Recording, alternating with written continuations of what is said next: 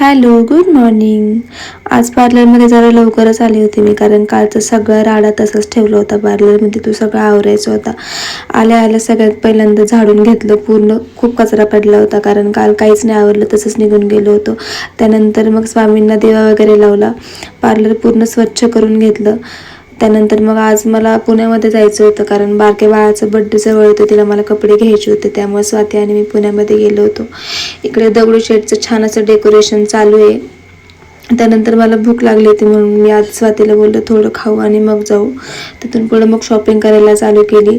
बाळाला आणि परीला ड्रेसेस घेतले. हे जे समोर डेकोरेशन दिसतंय ना, ते तुळशीबागचं गणपती आहे ना, तिथलं डेकोरेशन होतं. त्यानंतर मग गणपतीच्या दिवशी घालायला सुद्धा बाळाला एक छान असा फ्रॉक घेतला होता ट्रेडिशनल. भरपूर अशी शॉपिंग केली आणि त्यानंतर घरी जायला निघाले. मग घरी जाताना मम्मीचा फोन आला की मला डोसा खायचा आहे. मग तिला सुद्धा पार्सल घेतलं आणि फायनली मी घरी आले. पिल्लू बघा, तिच्या चेहऱ्यावरती किती छान स्माईल आली आहे. मला ना या दोघींसाठी जेवढं करता येईल ना तेवढं सगळं करायचं आहे. आणि असा होता माझा आजचा दिवस. Bye bye.